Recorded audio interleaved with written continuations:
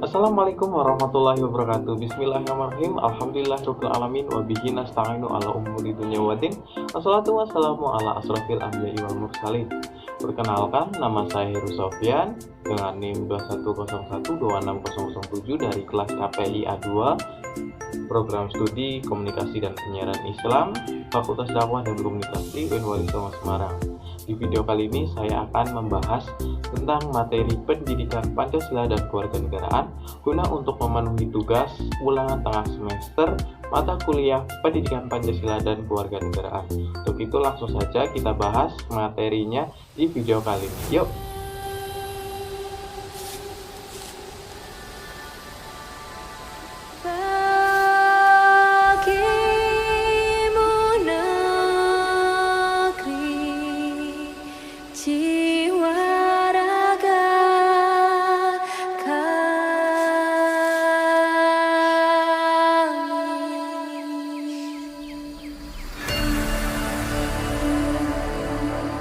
Indonesia is the most beautiful land in the universe.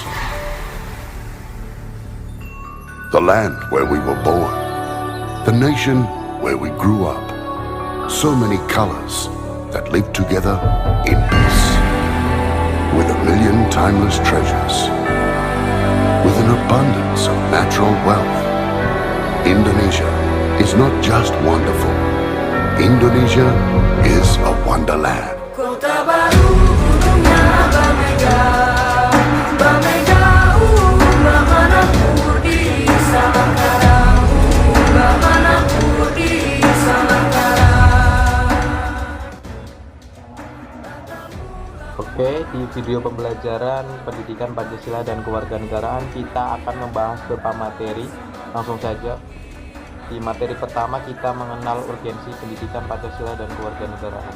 Pada awalnya PPKN merupakan dua disiplin ilmu yang berbeda atau terpisah, yang kemudian menjadi satu disiplin ilmu yang sekarang dipelajari di bangku pendidikan, yaitu Pendidikan Pancasila dan Kewarganegaraan atau PPKN itu sendiri. PPKN pada awalnya dua ilmu yang terpisah, yaitu Pendidikan Pancasila dan kedua ada Pendidikan Kewarganegaraan. Pendidikan Pancasila yaitu pelajaran yang membahas tentang pemahaman dan penghayatan mengenai ideologi bangsa. Kemudian kedua, Pendidikan Kewarganegaraan yaitu pelajaran yang membahas tentang pemahaman mengenai Pancasila, Undang-Undang Dasar 1945, tentang Negara Kesatuan Republik Indonesia dan Bhinneka Tunggal Ika. Ini bertujuan untuk membentuk peserta didik menjadi warga negara yang memiliki rasa kebangsaan dan cinta tanah air. Kemudian materi selanjutnya kita akan membahas tentang Pancasila sebagai nilai-nilai dasar kehidupan berbangsa dan bernegara. Ada nilai, moral, dan agama dalam Pancasila.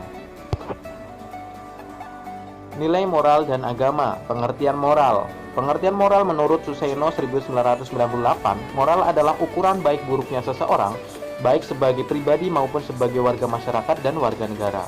Jadi moral itu adalah suatu ukuran baik buruknya seseorang. Kemudian nilai menurut Jeffreys. Nilai menurut Jeffreys ini memiliki 5 nilai, yaitu nilai ekonomi, nilai rekreasi, nilai perserikatan, nilai kejasmanian, dan yang terakhir nilai watak. Nilai ekonomi adalah nilai yang berhubungan dengan sistem ekonomi. Berarti nilai-nilai di sini mengikuti harga pasar atau sistem ekonomi yang ada. Kemudian yang kedua ada nilai rekreasi, yaitu nilai-nilai permainan pada waktu senggang, sehingga memberikan kesejahteraan hidup dan memberikan kesegaran jasmani dan rohani. Kemudian yang ketiga ada nilai perserikatan, nilai yang meliputi perserikatan manusia baik dalam keluarga, persahabatan, hingga tingkat nasional dan internasional. Kemudian yang keempat ada nilai kejasmanian, yaitu nilai yang berhubungan dengan kondisi jasmani seseorang. Kemudian yang terakhir ada nilai watak, yaitu nilai yang meliputi tentang kesalahan pribadi dan sosial termasuk keadilan. Lanjut. Kemudian nilai yang terkandung dalam Pancasila, yang terkandung pada sila pertama yang berbunyi ketuhanan yang Maha Esa itu mengandung nilai tentang percaya dan takwa kepada Tuhan dan toleransi kepada penganut agama lain. Jadi kita harus saling toleransi terhadap penganut-penganut agama lain seperti Islam, toleransi dengan agama non-Islam seperti itu agar kita hidup rukun dalam kehidupan bernegara. Kemudian pada sila kedua yaitu menjunjung tinggi nilai kemanusiaan, saling mencintai sesama dan berani membela kebenaran dan keadilan. Itu. Terus di sila ketiga kita harus rela berkorban untuk negara, cinta tanah air, dan memperkuat persatuan dan kesatuan. Itu nilai yang terkandung di sila ketiga. Kemudian nilai yang terkandung pada sila keempat adalah mengutamakan kepentingan negara dan masyarakat daripada kepentingan pribadi, kemudian tidak memaksa kehendak orang lain, kemudian menghargai pendapat orang lain, dan mengutamakan musyawarah untuk menyelesaikan masalah. Jadi kita di sini di sila keempat tidak boleh egois dengan pendapat kita sendiri seperti itu. Kita harus mengutamakan musyawarah. Kemudian di sila terakhir atau sila kelima, ini nilai yang terkandung adalah bersikap adil, menghormati hak orang lain, kemudian menjaga keseimbangan hak dan kewajiban. Jadi di materi selanjutnya ini yang kita bahas adalah hakikat nasionalisme, etika politik dan Pancasila, etika kehidupan berbangsa dan bernegara.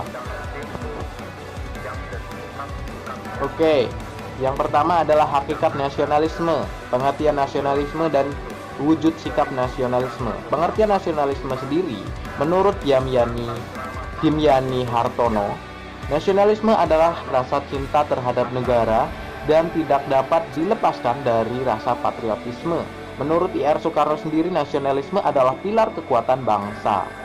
Kemudian, wujud sikap nasionalisme yaitu cinta terhadap tanah air dan bangsa. Contohnya, melestarikan dan menjaga kebudayaan Indonesia, berpartisipasi dalam pembangunan. Contohnya, saling bekerja sama dan selalu menjaga keamanan.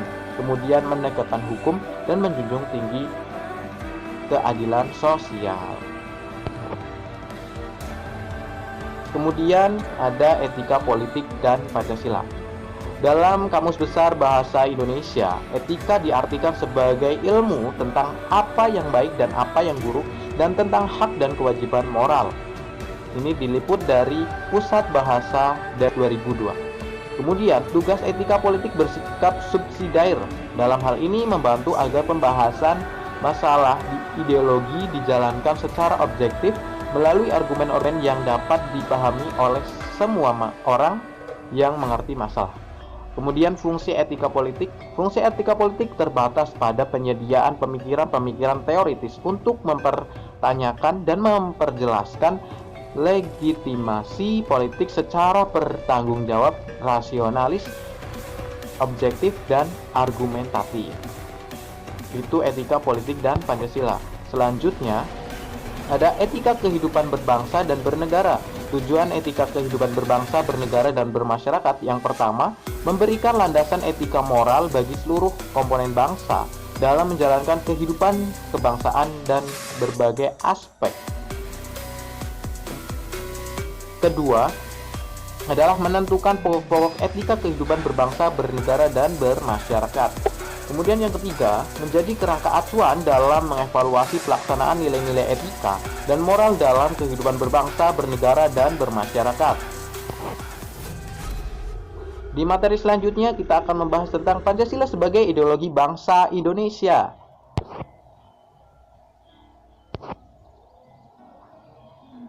Oke, ada pengertian dan makna ideologi. Pengertian ideologi berasal dari bahasa Yunani yang diambil dari dua kata, yaitu idea dan logos.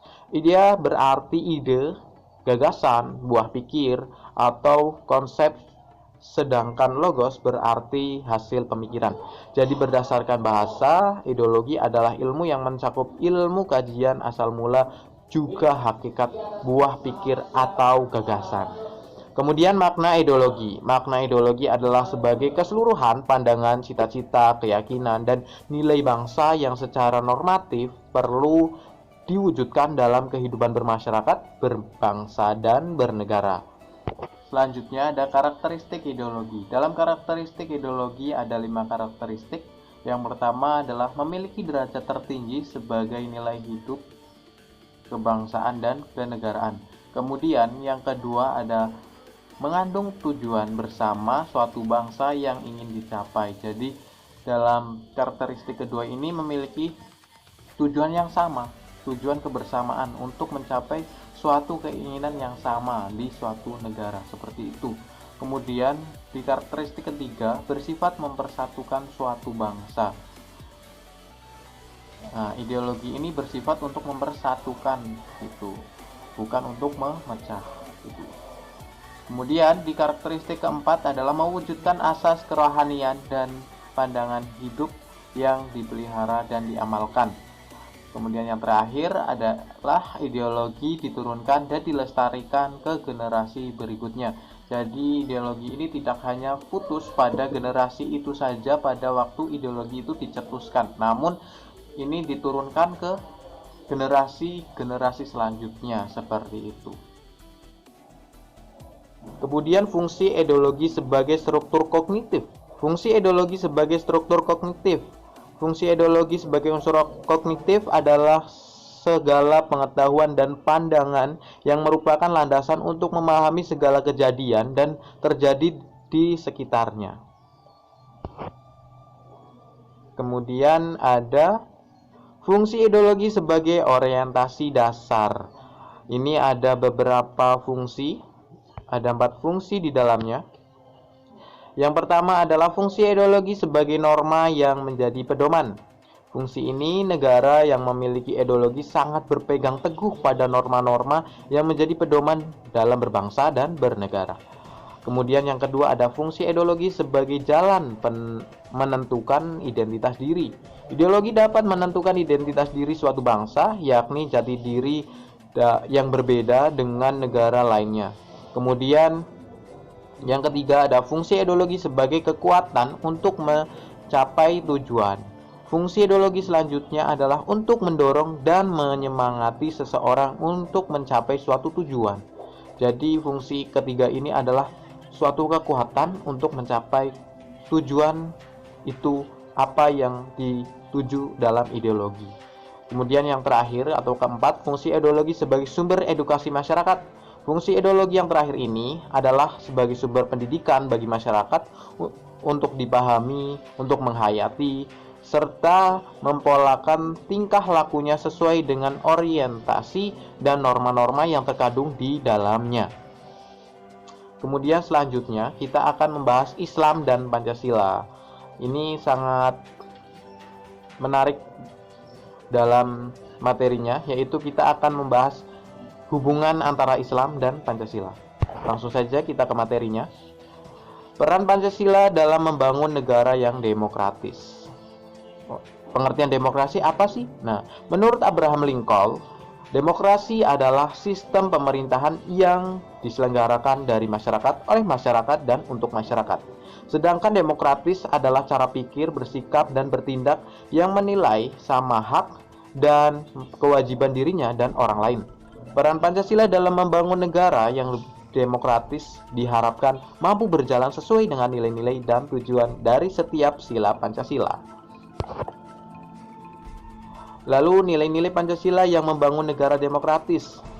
Pada sila pertama, ketuhanan yang Maha Esa mempunyai arti bahwa rakyat Indonesia mempunyai hak untuk memilih kepercayaannya tanpa adanya unsur pemaksaan, karena Indonesia memiliki berbagai macam agama yang dianut. Masyarakat Indonesia saling menghargai agama satu sama lain. Kemudian di sila kedua, kemanusiaan yang adil dan beradab.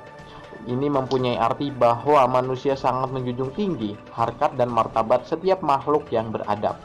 Kemudian pada sila ketiga, persatuan Indonesia. Ini artinya bahwa negara Indonesia terbentuk melalui proses menyatuan berbagai unsur suku bangsa dengan kondisi eksistensial atau keberadaan masing-masing menjadi satu kesatuan bangsa yang sepakat hidup dalam wadah satu negara, yaitu Negara Republik Indonesia. Kemudian sila keempat, kerakyatan yang dipimpin oleh hikmat kebijaksanaan dalam permusyawaratan perwakilan. Ini memiliki arti bahwa rakyat Indonesia mempunyai hak untuk menyampaikan aspirasinya, serta menjadi perwakilan rakyat untuk menyampaikan aspirasi pada rakyat Indonesia.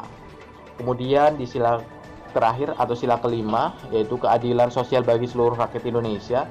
Ini mengandung arti bahwa setiap warga harus mempunyai keadilan yang sama dari segi hukum maupun dari segi sosialnya, tanpa membedakan latar belakang dari masyarakat tersebut. Sila kelima ini mempunyai prinsip asasi, yaitu keadilan sosial, kesejahteraan lahir dan batin, kekeluargaan dan kegotong royongan, dan yang terakhir ada etos kerja. Kemudian Islam dan Pancasila. Islam dan Pancasila, proses dialogis antara Islam dan Pancasila merupakan sebuah perjalanan panjang sejarah Indonesia. Pancasila bukanlah Islam, tetapi Pancasila memperoleh ruh yang menghidupkannya melalui Islam. Islam merupakan sebuah agama universal. Ia bukan sekedar pelaksanaan ibadah kepada Tuhan, melainkan merupakan bentuk pelaksanaan hubungan kebijakan antara sesama makhluk, juga kepada alam semesta dan alam ciptaan Tuhan. Dalam telaah Islam sebagai konsep yang utuh tersebut telah menimbulkan perdebatan ideologis filosofis dalam hubungannya dengan negara. Pemahaman terjadinya benturan antara hukum Islam atau syariah dan hukum negara hingga kini masih terus muncul. Jadi hubungan antara Islam dan Pancasila itu proses dialogisnya sudah berjalan sejak lama. Keterkaitan Islam dan Pancasila.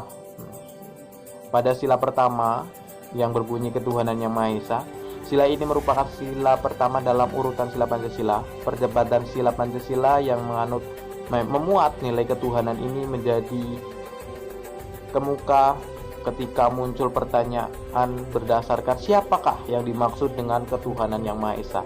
Secara historis, kultural, bangsa Indonesia telah mengenal konsep Tuhan melalui beragam cara. Sejak masa penyembahan roh, arwah, dewa-dewa yang mengacu kepada konsep politeisme hingga pengakuan tunggal atas Tuhan atau monoteisme. Kemudian keterkaitan Islam dan Pancasila pada sila kedua, kemanusiaan yang adil dan beradab. Nilai kemanusiaan dalam sila kedua ini menunjukkan sebuah kesadaran sikap penghargaan atas nilai-nilai kemanusiaan tanpa memandang suku, agama, bangsa, dan negara. Kemanusiaan melampaui batas negara. Ia adalah sikap untuk dengan sadar menghargai nilai-nilai kemanusiaan. Nilai-nilai kemanusiaan menolak sikap chauvinisme yang mementingkan kebenaran dirinya dibandingkan manusia yang lain. Kemudian di sila ketiga. Di sila ketiga ini dalam yang berbunyi Persatuan Indonesia, ini mengandung makna sebuah persatuan berbagai ragam bahasa, budaya, suku, dan keragaman kehidupan manusia di Indonesia atau masyarakat di Indonesia ini. Inilah sangat nasionalisme Indonesia yang beragam. Penghargaan atas keragaman dalam persatuan dalam Islam tergambarkan yang dijelaskan dalam firman Allah Subhanahu wa taala dalam Quran surat Al-Hujurat ayat 13. Nah, ayat tersebut ini di atas menggambarkan bagaimana Tuhan menciptakan manusia dalam beragam budaya. Kemudian pada sila keempat yang berbunyi kerakyatan yang dipimpin oleh hikmat kebijaksanaan dalam permusyawaratan perwakilan. Dalam Al-Quran surat Al-Imran, dan bermusyawarahlah dengan mereka dalam urusan itu. Islam adalah agama yang mengutamakan kemaslahatan umat. Dengan demikian menjadi logis bahwa Islam mengutamakan musyawarah dan kerjasama konstruktif untuk mencapai suatu tujuan yang diharapkan. Kerjasama dan sikap saling menolong begitu utama dalam Islam. Ini sangat berkaitan sekali antara sila keempat dan juga Islam, seperti itu. Kemudian di sila terakhir, keadilan sosial bagi seluruh rakyat Indonesia. Keadilan sosial berkaitan dengan pemerataan kesejahteraan bagi seluruh rakyat yang ada di Indonesia, dan Islam telah mencanangkan bentuk masyarakat yang berkeadilan. Allah Subhanahu wa taala berfirman dalam surat Az-Zariyat Berdasarkan ayat tersebut di atas, maka harta harus beredar secara adil kepada masyarakat secara adil. Jadi keterkaitan antara Islam dan Pancasila itu sangat berkaitan. Oke, itulah materi-materi yang kita bahas dalam video pembelajaran kali ini. Thank you, see you next time. Bila ada kesalahan dalam tutur kata saya mohon maaf yang sebesar-besarnya. Jika ada kesalahan dalam penyampaian materi atau isi di dalam materinya, saya mohon koreksi. Saya pamit undur diri. Wabillahi taufiq wal hidayah. Wassalamualaikum warahmatullahi wabarakatuh.